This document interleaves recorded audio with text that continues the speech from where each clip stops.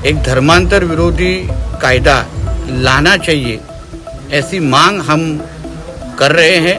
आप ये कानून बनाइए। मैं समझता हूँ कि इससे बहुत सारे परिवार को, उनके माँ बाप को खुशी होगी कि वो अगर हिंदू हैं तो उनके घर में कोई मुस्लिम लड़की ना आने पाए, और अगर वो मुस्लिम हैं तो उनके घर में हिंदू लड़की ना आने पाए। ये सारा संविधान के खिलाफ ये लोग काम कर रहे हैं, ये हम लोगों ने ध्यान में लेना जरूरी है। हिंदू लड़कियों को अगर बचाना हो तो महाराष्ट्र में धर्मांतर विरोधी कायदा लाना ही चाहिए। आप लव जिहाद से जिहाद को निकाल दीजिए। श्रद्धा वालकर मर्डर केस के बाद मुंबई में भी यूपी, गुजरात और कर्नाटक जैसे कानून को लाने की मांग तेजी से उठ रही है। लव जिहाद के मुद्दे पर बहस हो रही है। इस मामले में भाजपा नेता नीतीश राणे का ताजा बयान सामने आने के बाद विवाद भी खड़ा हो गया है। राणा ने ये कहते हुए कि महाराष्ट्र में कई लड़कियों का मर्डर हो चुका, ऐसे में अब धर्मांतरण रोकने को कानून ले आया जाना चाहिए। इसका जवाब समाजवादी पार्टी के महाराष्ट्र अध्यक्ष अबू आसिम आजमी की तरफ से आया है। पहले तो उन्होंने ये शिकवा जाहिर किया कि लव शब्द के साथ जिहाद को हटाया जाना चाहिए। दूसरे, धर्मांतरण कानून को लाने के बजाय ऐसा कानून बनना चाहिए जिससे कोई भी लड़का या लड़की बालिग होने के बाद किसी दूसरे धर्म में शादी नहीं कर सके। सुनिए इन दोनों नेताओं के अलावा कांग्रेस नेता हुसैन दलवी ने तनातनी का सबब बने इस मामले में क्या कहा है। महाराष्ट्र में उत्तर प्रदेश, गुजरात, कर्नाटक जैसे एक धर्मांतर विरोधी कायदा लाना चाहिए, ऐसी मांग हम कर रहे हैं।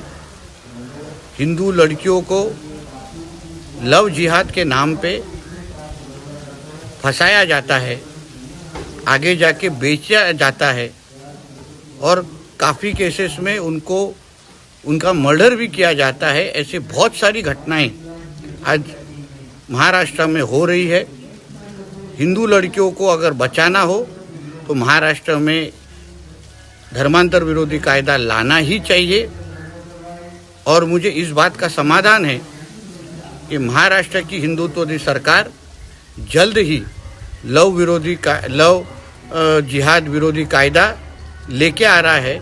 इसके लिए मैं उनका तहे दिल से अभिनंदन करता हूँ। महाराष्ट्र के उप मुख्यमंत्री आदरणीय देवेंद्र फडणवीस जी का कहना है कि भाजपा शासित राज्यों में जिस तरह लव जिहाद के खिलाफ जिहाद प्रिवेंशन कानून बना, उसी तरह से महाराष्ट्र में बनना चाहिए। सबसे पहले मैं महाराष्ट्र के उप मंत्री जो पढ़े लिखे आदमी है उनसे कहना चाहता हूँ, आप लव जिहाद से जिहाद को निकाल दीजिए। जिहाद एक बहुत ही रिस्पेक्टेड वर्ड लफ्ज़ है। मैं इस पर आपको कई किताबें दे सकता हूँ।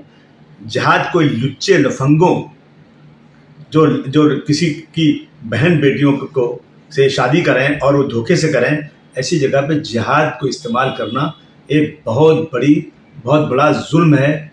जिहाद लफ्ज़ के साथ आप ज़रूर कानून बनाइए, मगर मैं आपसे पूछूं कि सर, आज तक आपने किसी मुस्लिम जमात या किसी मुसलमान से ये सुना क्या कि जाओ हिंदू लड़कियों से शादी करो और बेटी बचाओ बहू लाओ के नाम से उनका धर्म परिवर्तन करो और जो करेगा ये काम उसको हम 2 लाख रुपए देंगे? आज तक आपने सुना?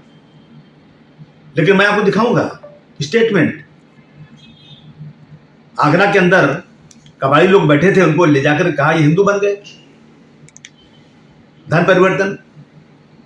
इस तरह से बहुत सारी लड़कियों, मुस्लिम लड़कियों को जो है हिंदू बनाया गया, शादी की गई। 18 साल की उम्र के बाद सब आज़ाद हैं, कोई भी कुछ कर सकता है। आप ये कानून बनाइए। मैं समझता हूँ कि इससे बहुत सारे परिवार को, उनके माँ बाप को खुशी होगी कि वो अगर हिंदू हैं तो उनके घर में कोई मुस्लिम लड़की ना आने पाए, और अगर वो मुस्लिम हैं तो उनके घर में हिंदू लड़की ना आने पाए। जो उनकी संस्कृति है, जो उनका रवाज है, उससे ख़राब होता है। अब बनाइए। डॉक्टर भीमराव अम्बेडकर साहब के कानून के ने 18 साल की उम्र के बाद लोगों को आज़ादी दी है, उस आज़ादी को ख़त्म कीजिए, मुझे खुशी होगी। मैं नहीं समझता हूँ कि कोई शख्स ये बहुत खुश होगा कि किसी और धर्म की लड़की को लाकर शादी की जाए। कानून बनाए, लेकिन ये कानून सिर्फ और सिर्फ मुसलमानों को तंग करने के लिए नहीं बनना चाहिए। आज भी अगर मस्जिद में अजान होती है तो सुबह 6 बजे के पहले और रात को 10 के बाद। लेकिन मैं फडणवीस साहब, मैं आपको एक नहीं लाखों ऐसी मिसालें दूंगा कि जो रात भर कहीं कीर्तन के नाम पर, कहीं और किसी नाम पर पूजा होती है, लेकिन किसी मुसलमान ने उसका कभी विरोध नहीं किया। धर्म सर्वप्रिय होता है, लोग धर्म के लिए अपनी जान देने को तैयार होते हैं। लेकिन आप लोग मस्जिदों के बाहर, मस्जिदों पे अगर लाउड स्पीकर जोर से बज जाए या सुबह 7-6 के पहले कॉमन सिविल का सवाल, हिजाब का सवाल या लव जिहाद का सवाल, ये आज जो उठाया जाता है, इसका कारण ऐसा है कि लोगों को नौकरियां देने के नहीं, लोगों को घर देने के नहीं, लोगों को महंगाई बढ़ाने की, और लोग ये सारी संपत्ति कुछ लोगों के हाथ में देने की है। ये होना नहीं चाहिए। इसलिए लोग शाने बन जाएंगे, लोगों के ध्यान में आएगा। इसलिए हिंदू मुसलमान प्रश्न हमेशा सवाल ये उठाते रहते हैं। इस देश में सबको अपना धर्म के मुताबिक प्रार्थना करने का, इबादत करने का मौका दिया गया है। ये सारा संविधान के खिलाफ ये लोग काम कर रहे हैं, ये हम लोगों ने ध्यान में लेना जरूरी है।